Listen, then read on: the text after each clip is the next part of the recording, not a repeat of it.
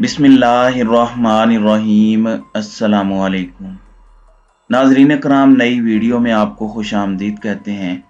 एक जानिब तो पंजाब की सियासत में हलचल है, अनसर्टेनिटी है, गैर यकीनी किसी सूरत हाल है और किसी को नहीं पता कि होने वाला क्या है।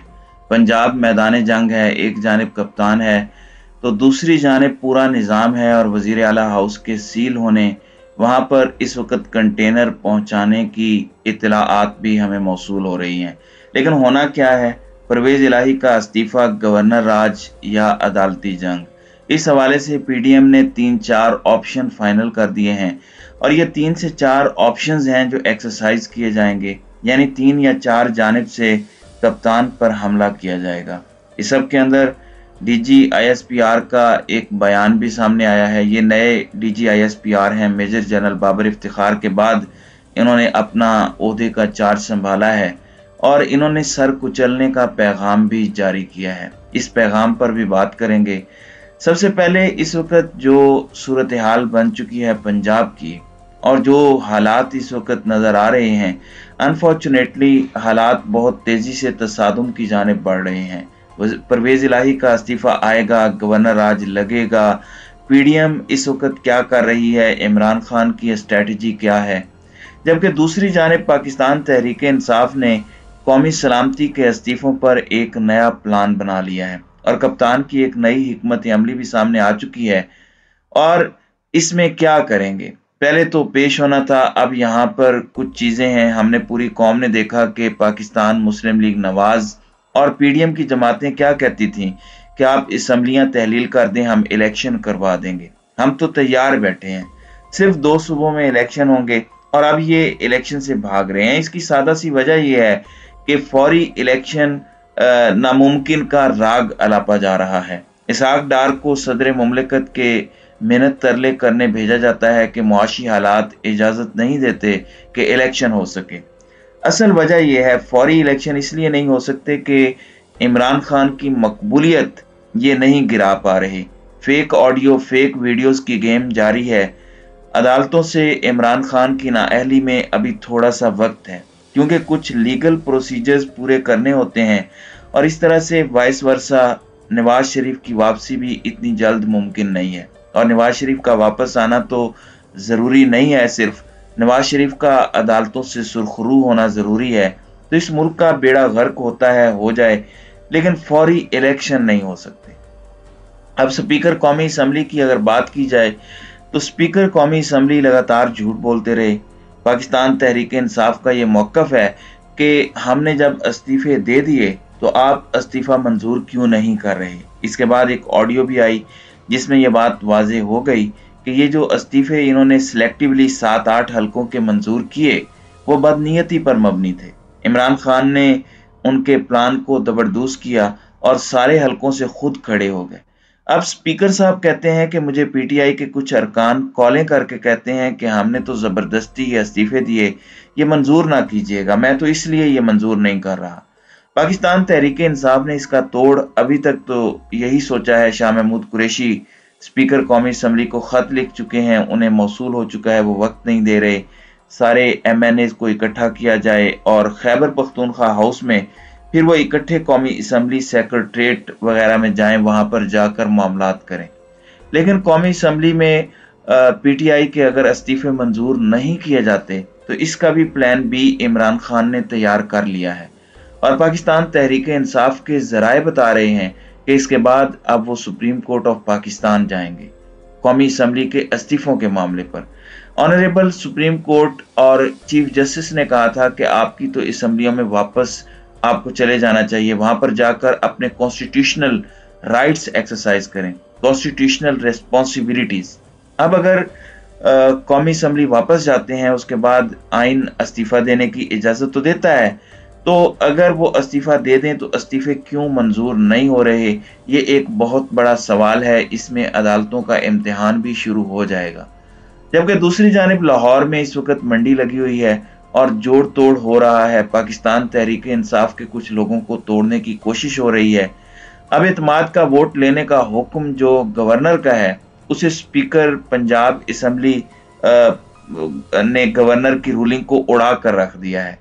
पीटीआई तो इस मामले में अदालत नहीं जा रही, क्योंकि पीटीआई के मुताबिक जो स्पीकर पंजाब असम्बली हैं उन्होंने एक आईनी और कॉन्स्टिट्यूशनल रूलिंग दी है, और पीडीएम के अभी तक के तमाम तर मंसूबे, तमाम तर प्लान्स फ्लॉप हो चुके हैं, और अब एक प्लान बना है। इस प्लान में 3 से 4 ऑप्शंस एक्सरसाइज होंगे।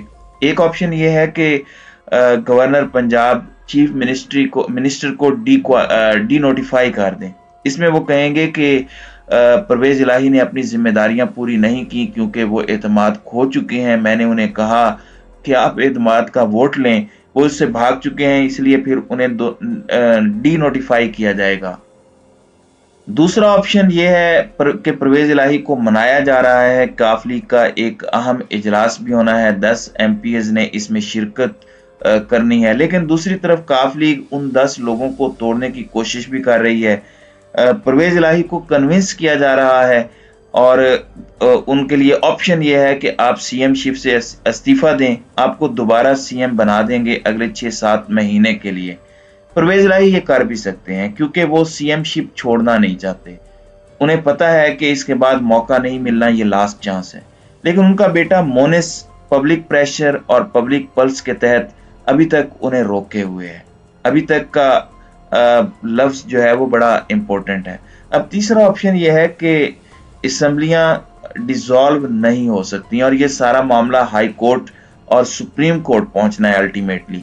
तो पीडीएम ये कह रही है कि हम अभी से ही हाई कोर्ट चलते हैं, और हाई कोर्ट में जब तक ये केस चले हम कहें कि आप परवेज इलाही को मना करें, और अदालतें उनके हाथ बांधें कि वो असम्बलियां डिसॉल्व ना कर सकें, जब तक ये फैसला नहीं होता। क्योंकि ये इस्टेब्लिश करने की कोशिश करेंगे कि परवेज इलाही की बदनीयती जो है वो साबित हो गई है। अब एक और ऑप्शन गवर्नर राज का भी है कि गवर्नर राज लगा दिया जाए। वो भी जाहिर बात है कि अदालत में मामला जाएगा, लेकिन टाइम टेकिंग टैक्टिक्स अपनाए जा रहे हैं। दूसरी जानिब आपको पता है कि नए DG ISPR major general Ahmed Sharif Chaudhry अपने ओहदे का चार्ज संभाल चुके हैं।